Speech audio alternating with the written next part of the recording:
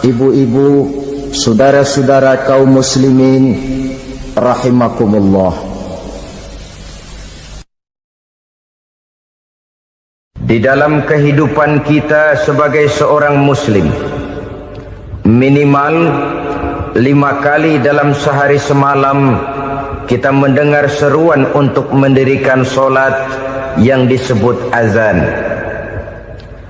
Ada kalimat menarik di dalam kalimat azan itu, yakni seruan hayya 'alal falah, marilah menuju kepada keberuntungan, marilah meraih kemenangan.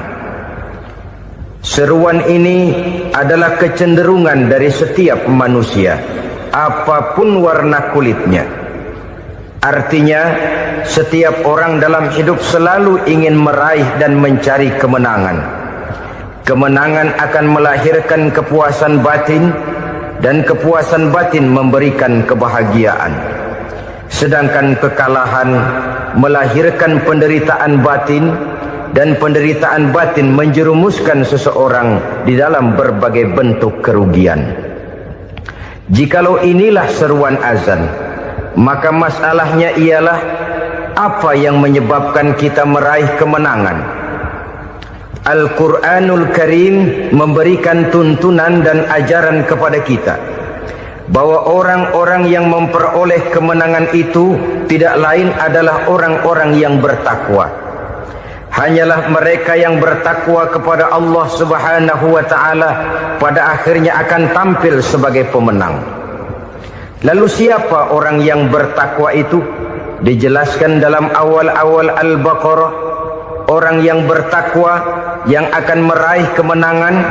Pertama, allazina yu'minuna bil ghaib, yaitu orang-orang yang beriman kepada yang gaib, percaya bahwa ada alam yang gaib, alam yang abstrak, alam yang tidak bisa dijangkau oleh salah satu daripada panca indera kita.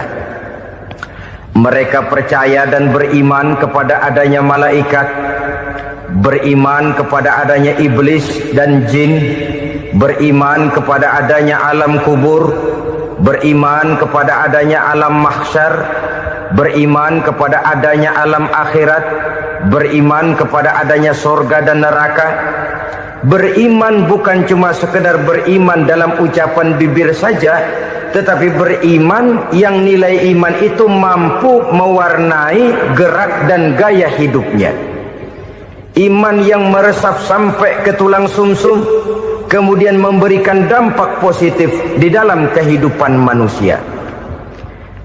Alam, kita tahu, adalah sesuatu yang selain Allah, dan Allah bukanlah alam. Apapun namanya selain daripada Allah, itu adalah alam. Alam pada hakikatnya terbagi menjadi dua. Ada alam syahadah, alam nyata, alam konkret, alam yang bisa dijangkau oleh salah satu indera kita. Kemudian ada alam ghaib, alam yang tidak bisa dijangkau oleh panca indera kita, alam metafisika, alam abstrak, alam yang wajib kita imani keberadaannya. Kita percaya bahwa malaikat itu ada, kita percaya kepada jin, bahwa jin itu ada, kita percaya kepada adanya iblis dan setan. Bukan percaya kepada iblis dan setannya, percaya bahwa iblis dan setan itu ada. Itu termasuk salah satu daripada sifat orang yang bertakwa kepada Allah. Saudara-saudara kaum muslimin rahimakumullah, kecenderungan pembangunan yang lebih bersifat materialistis biasanya menggeser aspek kehidupan rohani. Orang berpikir empiri, dan dalam pola pikir yang demikian, maka alam gaib tidak lagi mendapat perhatian. Aspek kehidupan yang bersifat rohaniah malah mulai ditinggalkan. Akibatnya terjadilah kepincangan di dalam kehidupan kita. Pernah ada satu pengalaman pribadi dalam perjalanan kembali ke tanah air. Dalam pesawat di sebelah kanan saya duduklah seorang Jerman namanya Heiner Simonsen. Iseng saya ajak kenalan, saya ajak ngobrol, saya tanya dia. Saya bilang, Mas Heiner ini, kalau pesawat yang kita tumpangi ini jatuh ke bawah, kira-kira apa yang bakal terjadi, Mas? Dia bilang, kita semua akan mati. Begitu? Iya. Oke. Apa itu mati? Tanya saya. Dia bilang, untuk tahu apa itu mati, kita harus tahu lebih dahulu apa itu hidup. Saya pikir nih bule bisa ngomong juga. Baiklah kata saya. Apa hidup menurut Anda itu? Oh, hidup itu dia bilang, kalau seluruh anggota badan kita bekerja secara normal, paru-paru memompa darah secara normal, jantung berdetak secara normal, sel-sel tubuh bekerja secara fit, dan organisme tubuh hanya mau bekerja secara normal, dia bilang, kalau kita memberi makan yang cukup, menu yang teratur, dan gizi yang lengkap. Saya bilang, kesimpulannya apa, Ner? Dia jawab, hidup adalah dari tangan ke mulut. Life is from the hand to the mouth, kata dia. Hidup adalah dari tangan ke mulut. Jadi masalah hidup tidak lebih daripada masalah isi perut. Orang pergi pagi, pulang sore, peras keringat, banting tulang, perut yang dibelain. Saya bilang, you are wrong. Sampean salah, Ner. Kamu orang Islam bukan? Bukan. Pantas.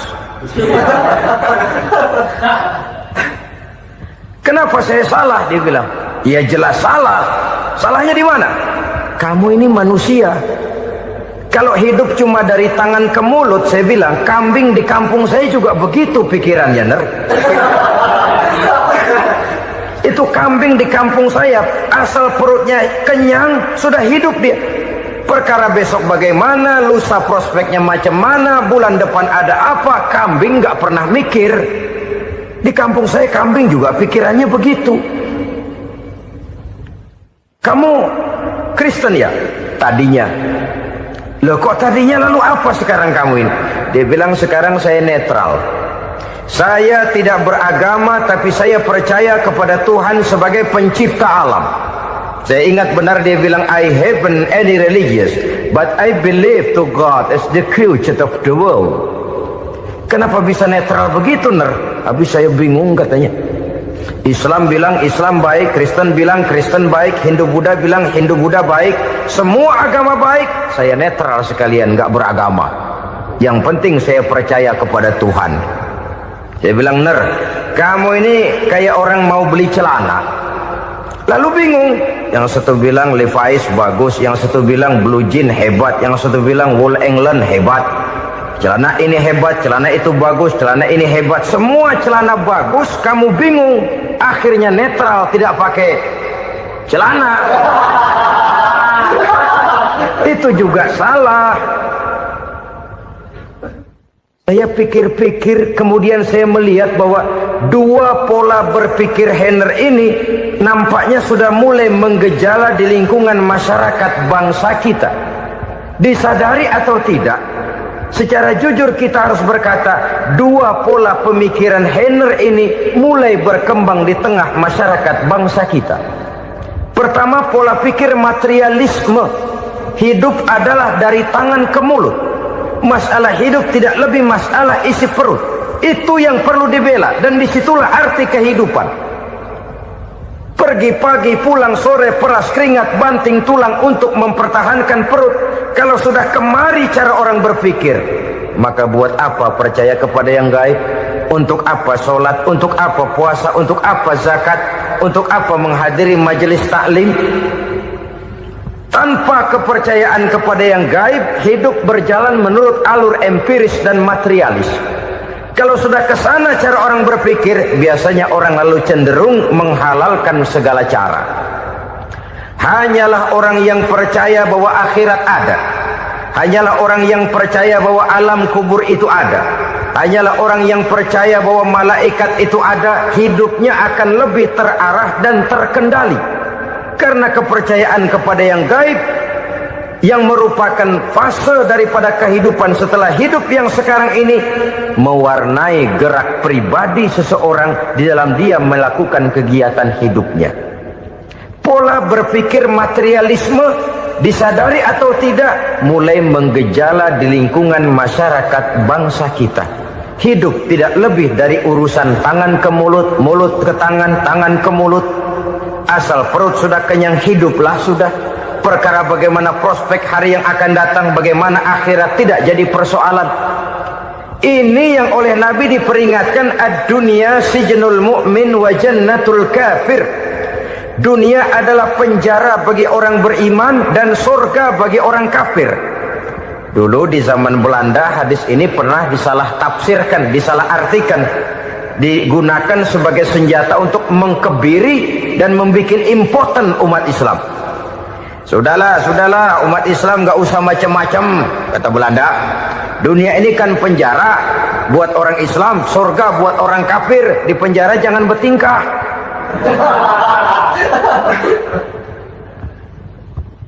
Pengertiannya tidak begitu. Dunia adalah penjara bagi orang mukmin. Artinya dalam kehidupan dunia seorang mukmin tidak bebas memperturutkan hawa nafsunya. Dipenjara hawa nafsunya itu. Sebaliknya surga bagi orang-orang kafir. Buat orang kafir surgalah dunia ini. Mereka bebas memperturutkan hawa nafsunya, dilarang tidak terlarang, dicegah pun tidak tercegah. Mereka hidup menurut alur bisikan nafsu mereka sendiri. Kemudian bila ajal datang, maut merenggut nyawa, selesailah surganya sampai di situ. Maka bagi orang-orang yang tidak percaya kepada adanya akhirat, kepada adanya alam gaib, surganya sebatas umurnya. Sekali lagi, surganya sebatas umurnya. Bila umur selesai, ajal pun datang merenggut nyawa, selesailah sudah surganya sampai di situ. Alangkah pendeknya perjalanan orang-orang yang tidak percaya kepada alam gaib ini. Bagi kita mukmin, jikalau kita mampu memenjarakan hawa nafsu, kita bisa bahagia di dunia ini. Dan Islam memang tidak menyuruh kita sengsara di dunia. Raih dunia, kejar dunia, gapai dunia sebagai alat untuk mencapai kebahagiaan di akhirat nanti.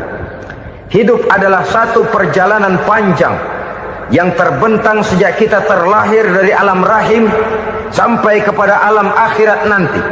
Andai kata kita gagal meraih kebahagiaan di dunia, toh kita masih punya akhirat. Tapi jangan jadi dalil yang melemahkan semangat. Biarin dah kita di dunia kebelangsak, yang penting akhirat. Akhirnya dunia benar-benar kebelangsak.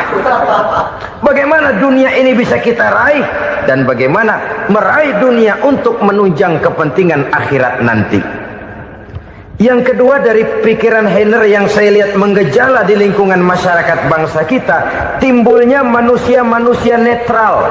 Seolah-olah Tuhan yes, agama no. Sama Tuhan percaya, agama ogah. Tuhan ngangguk, giliran agama godeng. Padahal hampir dalam setiap ayat dalam Quran, kata-kata amanu biasanya bergandeng dengan wa amilus sholihat. Iman dan amal soleh. Ini sebagai isyarat Tuhan dan agama jangan pernah dipisah-pisah. Apabila kita bertuhan, maka kita harus beragama. Apabila kita beragama, maka agama itu harus bersumberkan dari Tuhan yang kita imani itu. Tidak mungkin kita pisah, Tuhan yes, agama no. Sama Tuhan percaya tapi agama bikin sendiri. Sembayangnya cukup bengong 2 jam madep ngulon.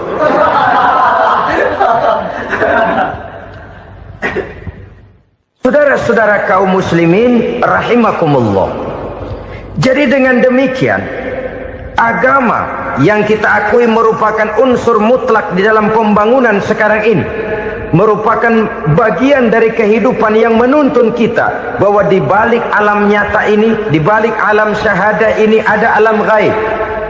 Dan mudabbir, murabbi yang mengatur, yang menguasai, yang memelihara, baik dia alam nyata, baik dia alam gaib, tidak lain adalah Allah Subhanahu wa ta'ala. Di sana ada satu super power, satu maha kekuatan yang kita perlu bersandar kepadanya. Sebagai makhluk nyata yang hidup di alam nyata, berbuatlah secara nyata sebagaimana harusnya kita berbuat. Karena Islam jelas bukan agamanya orang pemalas. Islam jelas bukan agamanya orang yang mengajarkan setelah selesai sholat boleh duduk, nggelenggem ayam-ayam, ndelohom, menghitung bintang di langit sambil menunggu keajaiban. Tidak. Islam adalah agama yang mengajarkan apabila sholat sudah selesai kamu kerjakan, bertebaranlah di permukaan bumi, cari karunia Tuhanmu. Jangan hidup berpangku tangan menunggu keajaiban, karena hidup bukan undian. Jangan berharap untung besar tanpa mau peras keringat. Tapi di sebalik itu toh kita juga harus yakin bahwa di sisi usaha nyata yang kita lakukan ada satu super power, satu maha kekuatan gaib yang menentukan berhasil dan tidaknya usaha kita.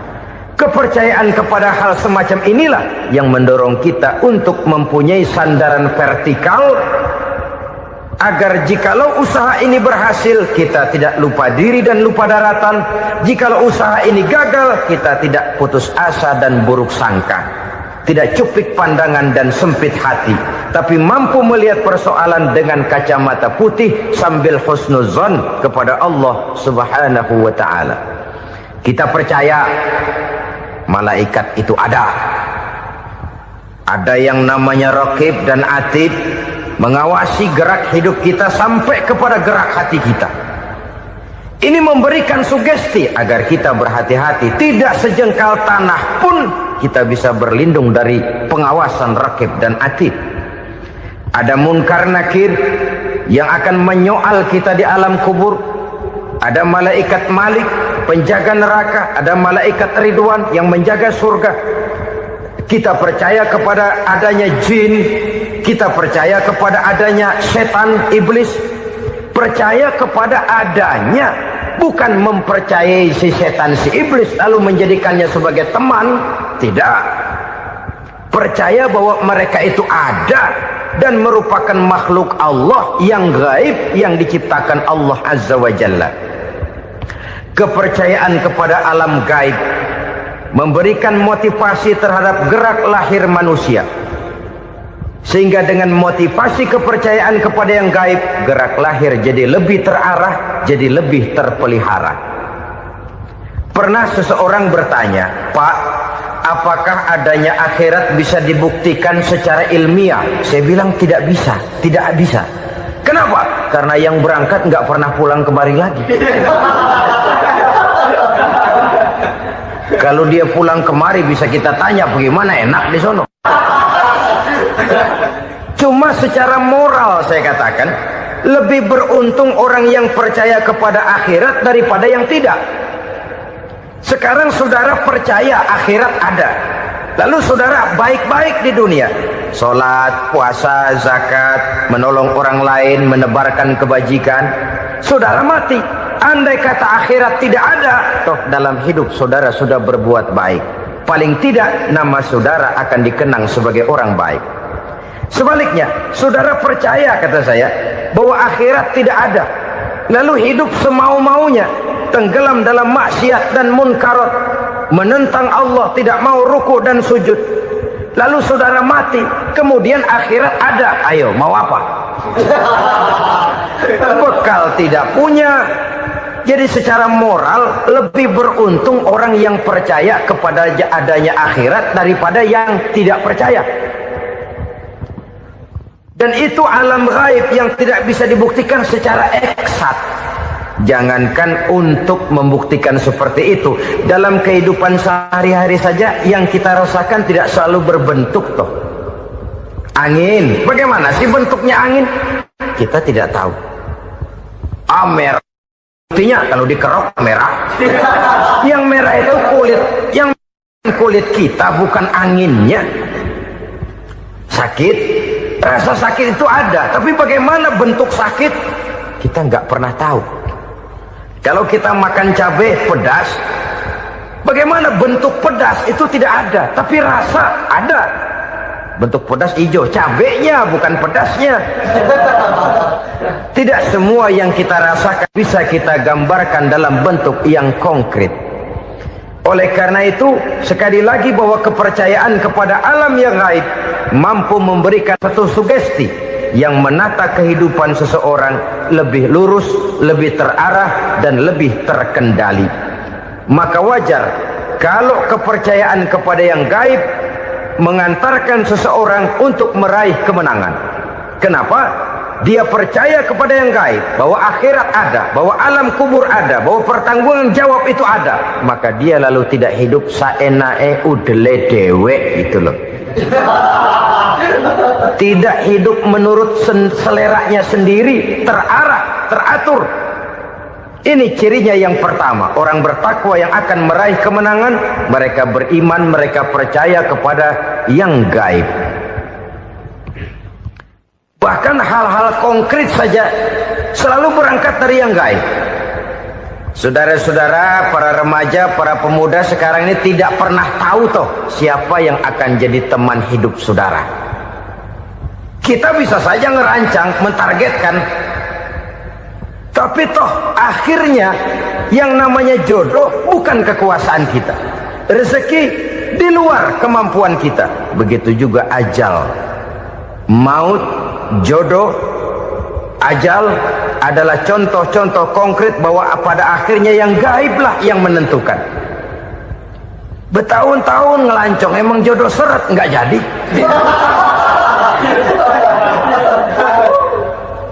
Begitu kenal baru setengah malam nginep ditangkap hansip.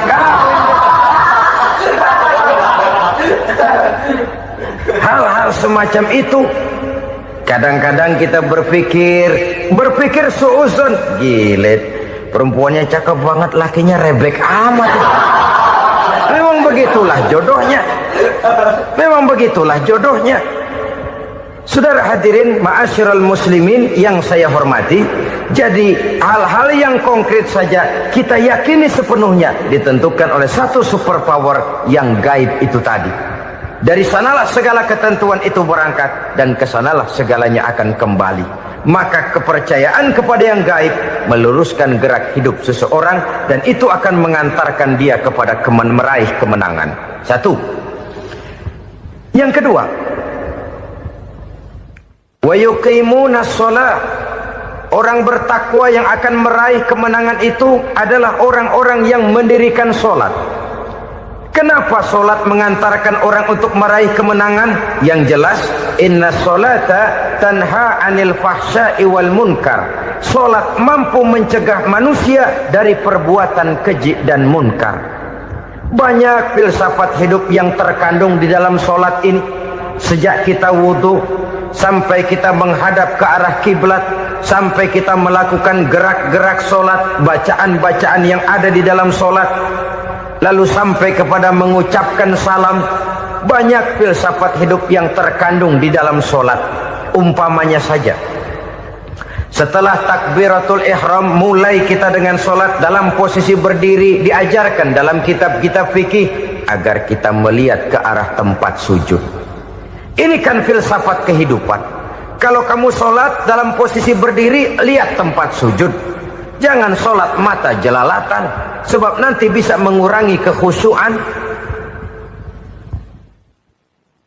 Jadi wajar kalau yang dikatakan bahwa yang paling afdol adalah shaf yang di depan. Kenapa? Secara harfiah pengertiannya akan lebih mengundang kekhusyuan. Kenapa? Kalau kita di shaf paling depan di masjid umpamanya paling banter kita lihat tembok. Tapi kalau kita shaf di tengah atau di belakang, orang-orang di depan kita pun akan kelihatan. Yang bajunya loreng, yang bajunya genggang, yang bajunya macam-macam. Kita lihat, kadang-kadang kita pikirin, ada yang bajunya bolong. Kita sholat tapi dalam hati, ini orang bajunya robek yang nggak tahu apa. Ada saja hal-hal yang mengusik kekhusyuan kita. Oleh sebab itu diajarkan dalam posisi berdiri, lihat, arahkan pandangan matamu kepada tempat sujud. Ini kan filsafat kehidupan. Maksudnya apa? Kalau lagi diri lihat dong tempat sujud. Kalau udah di atas ingat dong sama yang bawah. Kalau sudah tinggi ingat dong dari mana kamu berangkat. Kalau sudah berkuasa bantu dong yang lemah. Kalau sudah kaya santuni dong yang miskin. Kalau sudah alim bimbing dong yang awam. Ini filsafat kehidupan. Dalam posisi berdiri kau lihat tempat sujud. Ini akan melahirkan kepekaan sosial di mana seseorang mau tahu kepada orang lainnya. Bagaimanapun kaya kita, tinggi pangkat dan jabatan kita, jikalau hidup hanya untuk kepentingan perut sendiri saja, rasanya belum membawa manfaat di dalam kehidupan kita. Tapi efek yang tertinggi sesungguhnya, solat mencegah manusia dari perbuatan keji dan munkar. Perbuatan keji dan munkar walaupun kelihatannya mendatangkan uang, membawa keuntungan, tapi itu keuntungan semu, keuntungan sementara. Dengan menipu orang lain kita bisa dapat untung, tapi tidak membawa berkah, dan itu adalah kerugian besar dalam kehidupan kita.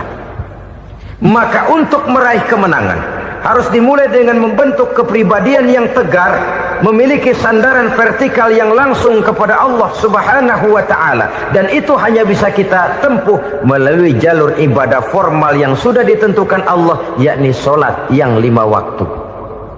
Untuk memperkuat itu ada solat-solat sunnah, rawatib, nawafil sebagai terminal kontrol cadangan untuk memelihara stabilitas temperatur batin di dalam kita berhubungan dengan zat yang maha gaib, yaitu Allah Subhanahu wa ta'ala.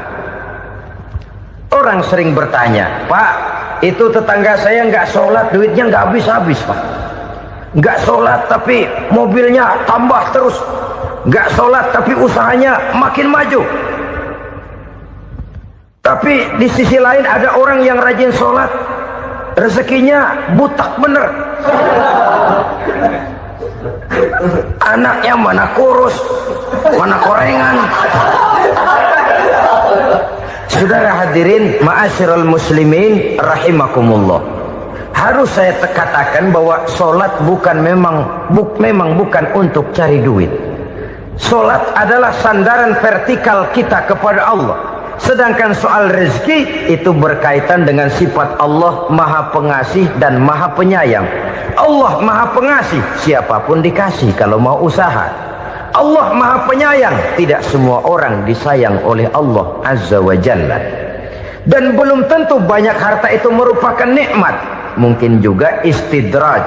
Artinya istidraj itu dikasih tapi diambulin, kalau bahasa Betawinya itu. Dikasih tapi diambulin, itu bukan merupakan nikmat sesungguhnya, lebih merupakan azab dari Allah Subhanahu wa ta'ala.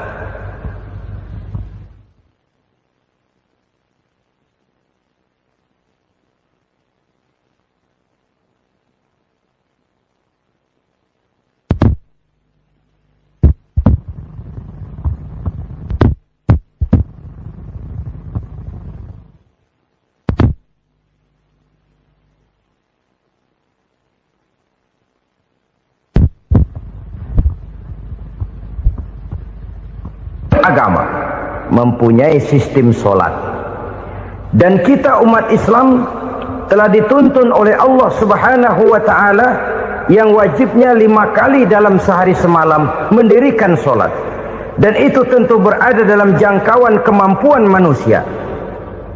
Pada awalnya barangkali kita memang merasa solat itu satu kewajiban, tapi semakin kita hayati makna, manfaat dan filsafat yang terkandung di dalam ajaran solat, semakin sampai kita kepada keyakinan bahwa solat adalah keperluan kita.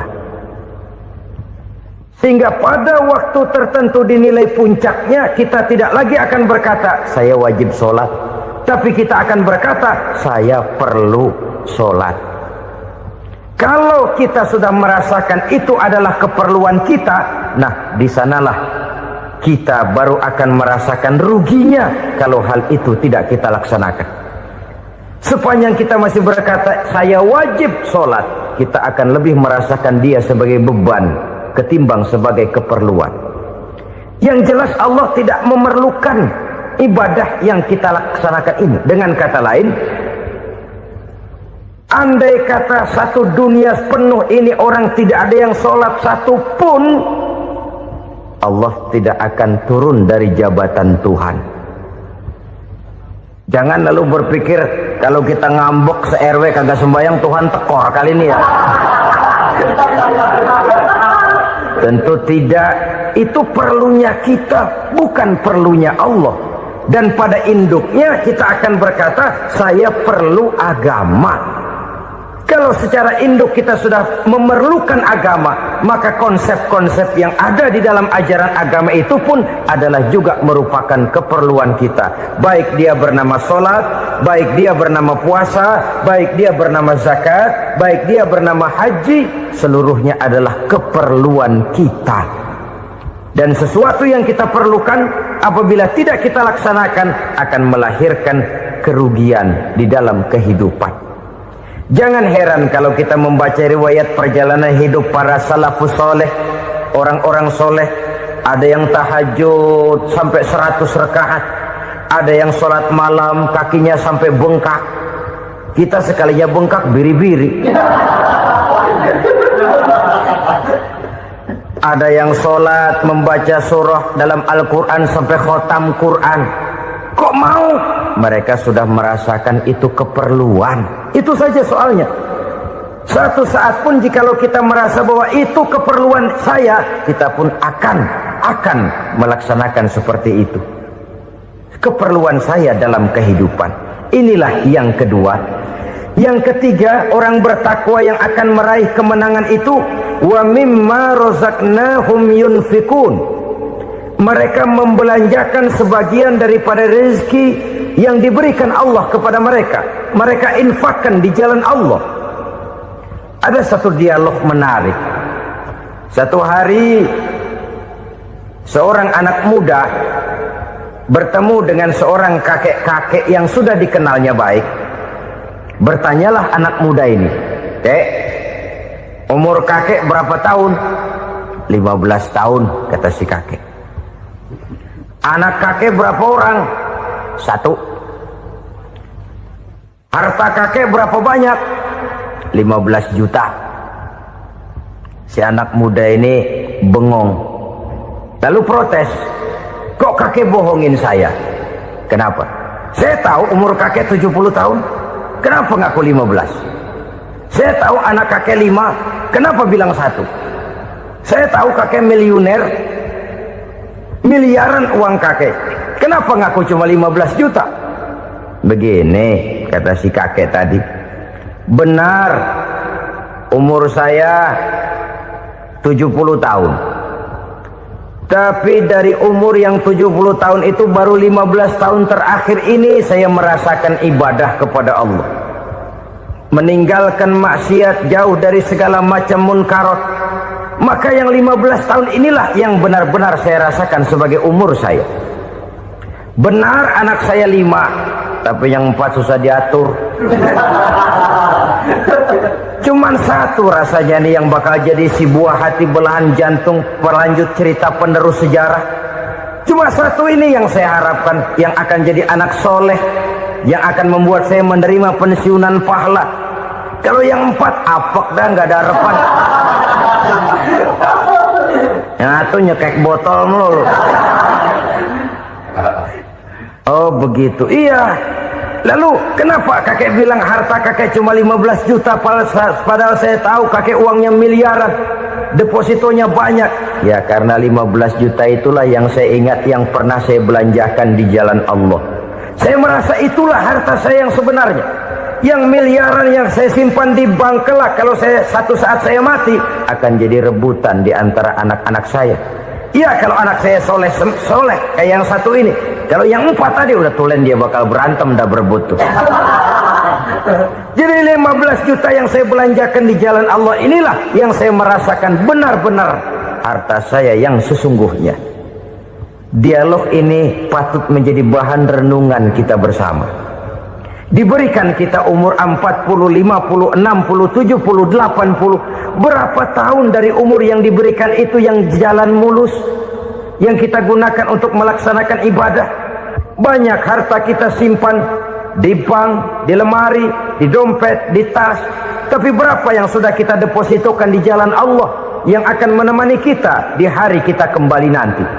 Maka orang bertakwa yang akan meraih kemenangan, wa mimma razaqnahum yunfikun, mereka membelanjakan sebagian dari rezeki yang diberikan Allah di jalan Allah subhanahu wa ta'ala. Ma'asyiral muslimin rahimakumullah, zahirnya memang kita memberikan kepada orang lain, tapi hakikatnya kita menyimpan untuk diri kita sendiri. Kita memberikan kepada yatim piatu 25.000. Zahirnya kita memberikan si yatim, hakikatnya kan kita cuma nyimpan. Saya berikan, titip kepadamu, ini untuk saya di akhirat. Kau boleh belikan baju, kau boleh belikan untukmu makan, kau boleh bayarkan sekolahmu. Ini untuk saya. Hakikatnya kita nyumbang masjid 1 juta, zahirnya kita berikan kepada panitia masjid, tapi hakikatnya kan cuma titip 1 juta ya, untuk saya di alam kubur nanti. Silakan kau boleh belikan semen, ini uang, belikan besi, belikan pasir. Saya cuma sekedar titip untuk kepentingan saya. Hakikatnya kita cuma sekedar menitip. Sebagaimanapun pada hakikatnya, apapun yang kita miliki dalam kehidupan kan cuma sekedar hak guna pakai, bukan hak milik mutlak. Harta kita, rumah kita, kendaraan kita, kebun kita, pabrik kita, hak guna pakai saja. Hak milik mutlak cuma untuk Allah subhanahu wa ta'ala.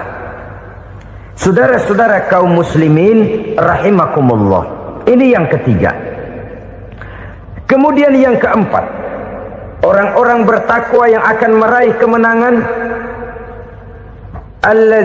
allazina yu'minuna bima unzila ilaika, mereka yang beriman, mereka yang percaya kepada apa yang telah diturunkan kepadamu Muhammad, ay Al-Quran, yakni Al-Quranul Karim.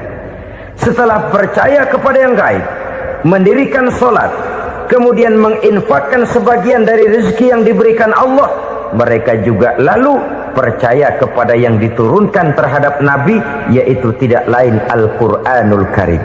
Sekali lagi di sini, percaya bukan hanya sekedar percaya saja, tetapi percaya lalu menjadikan Al-Quran itu sebagai pedoman hidup. Sebab memang Al-Quran itu adalah GBHM, garis-garis besar haluan muslim. Apa yang harus kita lakukan, apa yang harus tidak kita lakukan, bagaimana mestinya kita bertingkah laku dan berbuat, seluruhnya tercantum di dalam Al-Quranul Karim. Itu sebabnya ketika satu hari Aisyah ditanya bagaimana akhlak Rasul, beliau menjawab, kana Rasulullah sallallahu alaihi wasallam khuluquhul Quran. Akhlak daripada Rasulullah tidak lain adalah Al-Quran. Jawaban simpel ini memberikan gambaran bahwa keseluruhan daripada konsepsi Quran sudah diterjemahkan dalam kehidupan Rasulullah sallallahu alaihi wasallam. Karena kita tahu akhlak adalah keseluruhan dari gerak hidup manusia. Sejak ia berpribadi, berumah tangga, bertetangga, bermasyarakat, sampai kepada berbangsa dan bernegara, Al-Quran tetap memberikan sentuhan nilainya. Oleh karenanya, orang-orang yang bertakwa adalah orang-orang yang menjadikan Al-Quran sebagai pedoman dalam kehidupannya. Dan kita yakini Al-Quran diturunkan kepada Nabi Muhammad bukan merupakan produk Nabi Muhammad. Isi dan redaksinya langsung dari Allah subhanahu wa ta'ala. Kemudian cirinya yang kelima, orang bertakwa yang akan meraih kemenangan itu, wa ma unzila min qablika. Tidak hanya sekedar percaya kepada yang diturunkan terhadap Nabi Muhammad, yaitu Al-Quran, mereka juga percaya kepada apa yang pernah diturunkan kepada para nabi, kepada para rasul sebelum Nabi Muhammad. Percaya kepada adanya suhuf, percaya kepada adanya Taurat, percaya kepada adanya Injil, percaya bahwa Allah dahulunya sudah menurunkan Taurat kepada Musa, percaya bahwa Allah sudah menurunkan Injil kepada Isa, percaya Injil ada, Taurat ada, diturunkan Allah untuk Isa dan Musa, tetapi tidak wajib mengamalkannya karena kita sudah diberikan Al-Quranul Karim. Ini yang perlu saya garis bawahi. Kita percaya Allah telah menurunkan Injil dahulu kepada Isa. Kita percaya bahwa Allah telah menurunkan Taurat dahulunya kepada Nabi Musa. Kadang-kadang ini dijadikan dalih, dikacaukan pengertiannya. Quran saja mengajarkan bahwa orang yang bertakwa harus percaya kepada Injil, maka pakailah Injil. Apalagi kalau ayat sebelumnya ditilap, dihapus, dihilangkan, Injilnya yang ditekankan, maka akan terjadilah penekanan yang salah arah. Karena salah arah akhirnya bisa merusak dan menghancurkan akidah. Ketika Rasul suatu saat pernah ditanya orang, "Ya Rasul, bagaimana sikap kita sebagai muslim terhadap Injil yang ada sekarang?" Beliau menjawab, "La tukadzibuhu jami'an wa la tusaddiquhu jami'an." Jangan didustakan seluruhnya, jangan juga dibenarkan semuanya. Artinya, ini sudah merupakan gambaran dari Rasul bahwa dalam Injil yang ada sekarang masih ada ajaran-ajaran tauhid yang dibawa oleh Nabi Isa dan diajarkan kepada umatnya. Tapi juga dalam Injil yang sekarang ini sudah terkena intervensi dan investasi manusiawi. Karena itu Rasul menyimpulkan, la tukadzibuhu jami'an wa la tusaddiquhu jami'an. Jangan didustakan semua, jangan dibenarkan seluruhnya. Kita memang percaya Allah telah menurunkan Injil kepada Nabi Isa dulu, tapi kita tidak wajib mengamalkan Injil. Kita percaya Allah telah menurunkan Taurat kepada Nabi Musa, tapi kita tidak wajib mengamalkan kitab ajaran Taurat. Yang wajib kita percayai dan kita amalkan hanyalah Al-Quranul Karim. Kenapa? Oleh karena baik yang ada di dalam Taurat, baik yang ada di dalam Injil, tentu tercakup di dalam Al-Quran sebagai kitab terakhir yang diturunkan oleh Allah Subhanahu wa Ta'ala. Dan itu wajar. Kalau seorang pejabat mau mengeluarkan satu keputusan baru, tentu dia harus meninjau keputusan-keputusan lama. Andai kata dianggap tidak berlaku, dianggap tidak relevan lagi, maka keputusan-keputusan lama itu tentu sudah dianggap tidak berlaku. Sebagian daripada aturan-aturan dalam keputusan lama yang masih dianggap relevan tercantum dalam keputusan baru yang wajib diamalkan. Begitulah hubungannya antara Al-Quran, Taurat, Zabur, dan Injil. 4 kitab samawi yang diturunkan Allah masing-masing kepada Zabur untuk Nabi Daud, Taurat untuk Nabi Musa, dan Injil untuk Nabi Isa alaihi wassalatu wassalam. Ketiga-tiga kitab itu kita percayai adanya. Kita yakini Allah telah menurunkan Zabur, Taurat, dan Injil, tapi kita tidak wajib mengamalkannya. Yang wajib kita mengamalkannya sekarang ini tidak lain hanyalah Al-Quranul Karim saja, karena ia mencakup apa yang ada di dalam Zabur, apa yang ada di dalam Taurat, dan apa yang ada di dalam Injil. Keotentikannya bisa dipertanggungjawabkan. Ya, tapi kan Nabi Muhammad sudah mati 14 abad yang lalu, dan di zaman beliau Al-Quran kan belum dikodifikasikan, belum ditulis. Bagaimana keotentikannya bisa dipertanggungjawabkan? Mudah saja. Allah berjanji, inna nahnu nazzalna dzikra wa inna lahu lahafizun. Kami yang menurunkan Al-Quran dan kami yang akan menjaga dan memeliharanya. Allah turunkan Quran, Allah menjaganya. Bagaimana cara Allah menjaga Al-Quran itu? Banyaknya orang-orang yang hafaz Al-Quran.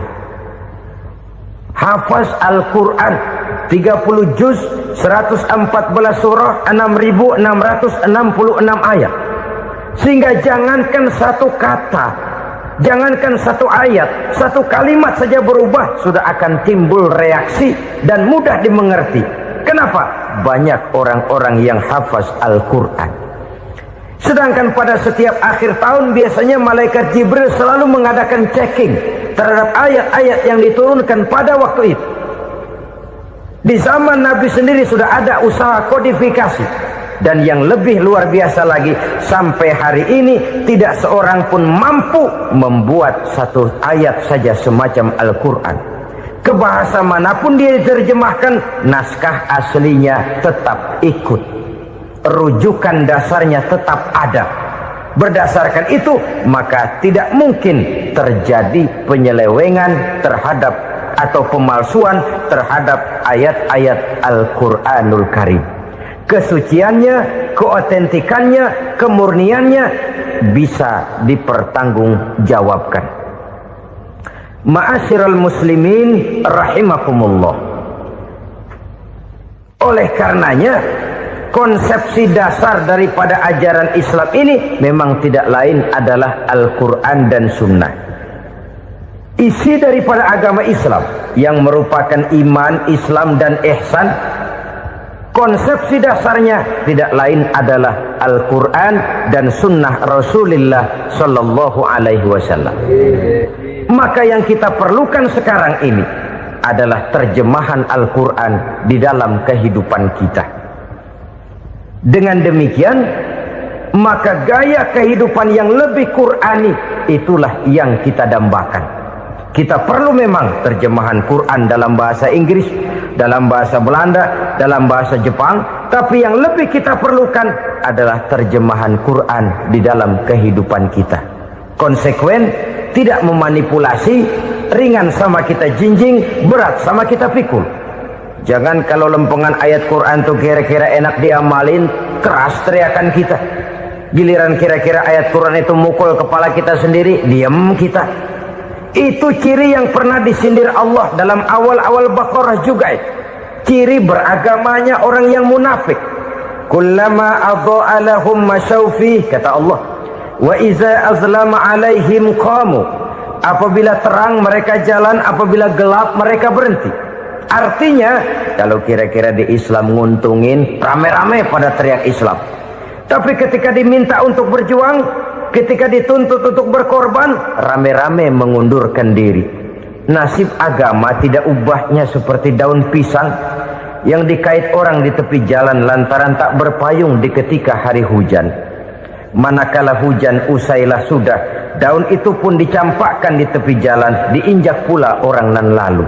Artinya, orang menjadikan agama cuma sebagai lipstick, decoration only, tidak konsekuen. Hanya pada saat-saat kelihatannya Islam membawa keuntungan, rame-rame orang teriak-teriak tentang Islam. Tapi jikalau diminta berjuang, jikalau dituntut untuk berkorban, biasanya rame-rame juga mengundurkan diri. Jangan heran kalau mayoritas hitungan kita, tapi minoritas peranan kita. Kuantitas kita dalam jumlah, tapi dalam kualitas kita lebih sering jadi penonton daripada jadi pemain. Padahal itu sangat tidak boleh terjadi. Umat Islam di Indonesia harus bangkit. Umat Islam di Indonesia harus sadar akan keberadaannya. Tidak boleh hanya jadi penonton berpangku tangan. Karena memang agama kita juga mengajarkan untuk konsekuen di dalam menjabarkan ajaran-ajaran daripada agama kita. Kita sering jatuh menjadi umat yang lemah oleh karena kita ini tidak pandai menggalang kebersamaan yang diakibatkan tidak konsekuennya kita. Diistilahkan bahwa umat Islam di dalam menggalang kebersamaannya itu harus seperti orang main sepak bola.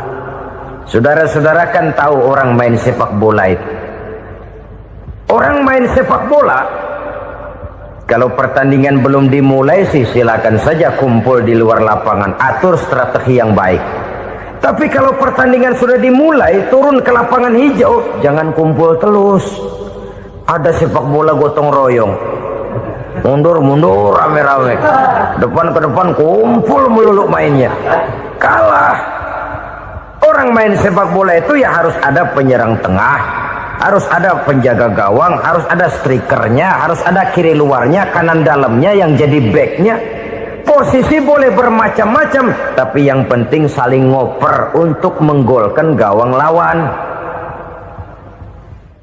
Begitulah umat Islam ini. Boleh ada yang jadi pejabat, boleh ada yang jadi pengusaha, boleh ada yang jadi petani, silakan ada yang jadi seniman, ada yang jadi penyair, ada yang jadi artis sekalipun. Tapi kalau sudah berhasil menguasai bola, jangan lupa operannya. Operan itu yang langka. Kita ini muslim kadang-kadang kalau sudah memegang menguasai bola, kalau belum mau mampus, belum mau ngoper. Nanti kalau sudah nggak punya bola, baru mau ngoper. Kalau sudah dengar-dengar mau dekat pensiun, baru mau jihad, baru mau berjuang, baru mau ngurus pesantren. Tanda tangan sudah tidak laku, memo sudah tidak dihargai, baru mau berjuang. Kemarin kemana, Mas? Kita tidak pandai memanfaatkan posisi. Dengan kata lain, kalau kembali kepada persoalan kita, konsekuensi kita terhadap agama yang kita anut ini belum ideal. Kita masih lebih sering berislam ini pada saat-saat yang menurut perhitungan kita membawa keuntungan. Tapi kalau diminta berjuang, dituntut berkorban, yang itu pun hakikatnya adalah untuk kepentingan kita juga. Allah tidak pernah menuntut kita untuk jihad bagi kepentingan Allah, itu tidak. Berjuang menegakkan agama Allah, apakah untuk kepentingan Allah? Tidak. Untuk kepentingan kita. Sebab nilai-nilai jihad itu pada akhirnya akan membawa kita kepada suatu kebahagiaan. Setidaknya kalau tidak di dunia, tentu di akhirat sebagai syahid. Oleh karena itu, pada bagian akhir ini saya ingin mengajak, marilah kita konsekuen. Sekali kita berkitabkan Al-Quranul Karim, mari dia kita jadikan pedoman. Jangan cuma kita jadikan sebagai penghias dinding, pelengkap rumah, bahwa di rumah kita ada Al-Quran, tapi yang baca kecoa. Habis pada bolong tuh Quran. Yang penting kan punya Quran. Ditaruh di pintu rumah. Biar apa? Biar kuntilanak kagak masuk katanya. Ya, apa itu nasib Quran? Cuma kerjanya jaga pintu, ngusir kuntilanak, ngusir memedi. Bagaimana kita hidup menurut tuntunan Al-Quran? Kadang-kadang tidak pernah menjadi masalah bagi kita. Maka bagaimanakah Al-Quran akan mungkin membawa keberkahan dalam hidup kalau ajarannya kita injak-injak dalam keseharian kita? Mewujudkan gaya hidup yang lebih Qurani, itulah yang akan kita rintis di dalam kehidupan kita. Bertahap, step by step, menurut kemampuan yang ada pada kita. Jika jalan ini tidak bisa kita selesaikan, percayalah akan ada generasi penerus yang akan melanjutkan usaha dan cita-cita mulia itu. Jadi percaya kepada Taurat, percaya kepada Injil, sekadar percaya Allah dahulunya sudah menurunkan itu. Tapi kita tidak wajib mengamalkannya. Kenapa? Generasi Injil masa berlakunya sudah kedaluarsa. Taurat masa berlakunya sudah kedaluarsa. Injil pernah berlaku untuk orang Nasrani di zaman Nabi Isa. Taurat pernah berlaku untuk orang Yahudi di zaman Nabi Musa. Setelah generasinya berlalu, datang Rasul penutup yang membawa Al-Quranul Karim. Maka Al-Quran itulah yang berlaku menjadi pedoman sampai hari akhir nanti. Jangan jauh dari Al-Quran, karena apabila ini kita lakukan, maka kita akan kembali kepada satu gaya hidup yang jauh dari tuntunan agama, dan itu artinya kita akan semakin jauh untuk meraih kemenangan. Saudara-saudara kaum muslimin rahimakumullah, yang keenam, yang terakhir, orang-orang bertakwa yang akan meraih kemenangan itu wabil akhirati hum yuqinun. Mereka percaya, mereka yakin seyakin-yakinnya akan adanya hari akhir, di mana seseorang akan mempertanggungjawabkan seluruh perbuatannya di dalam hidup ini. Dan tidak ada satu perbuatan yang bagaimana kecilnya sekalipun yang tersembunyi dalam pandangan manusia yang tidak akan dibukakan persoalannya di mahkamah Qadi Rabbul Jalil di akhirat nanti. Itulah sebabnya maka percaya kepada akhirat disebut secara khusus. Padahal di awal tadi sudah dijelaskan yu'minuna bil ghaib, percaya kepada alam gaib, dan alam gaib ini termasuk akhirat. Kenapa pada bagian akhir disebut lagi akhirat?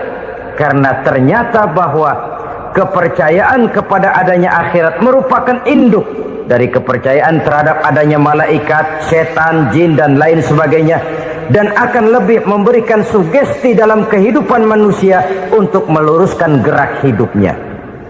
Jikalau satu saat tergerak hati akan berbuat kejahatan, ingin mencuri, sadarlah, awas, ada akhirat. Sebab kalau kita cuma teriak, awas, ada polisi, itu cuma tertunda sementara. Begitu polisi meleng, embat. Kalau kita ingin berbuat jahat cuma berteriak, awas, ada hansip, cuma sementara ketika hansip itu ada. Tapi kalau ceritanya, awas, ada akhirat. Mau menyeleweng, awas, ada akhirat. Mau berjudi, awas, ada akhirat. Mau mencuri, awas, ada akhirat. Keyakinan yang akan meluruskan gerak hidup manusia, sehingga gerak itu jadi lebih terarah dan terkontrol, tidak merugikan baik diri sendiri, lebih-lebih orang lain. Ternyata bahwa kepercayaan kepadanya adanya hari akhirat sanggup menjadi sumber daya kontrol dari kehidupan manusia, sehingga ia tidak terjebak dalam perbuatan maksiat dan munkarat. Saudara-saudara kaum muslimin, inilah saja yang kita bicarakan pada pertemuan kali ini. Semoga Allah subhanahu wa ta'ala memberikan kekuatan zahir dan batin kepada kita untuk dapat meraih kemenangan dengan beriman kepada yang gaib, mendirikan solat, membelanjakan sebagian dari rezeki yang diberikan Allah, percaya kepada Al-Quran, beriman kepada kitab-kitab yang diturunkan sebelum Al-Quran.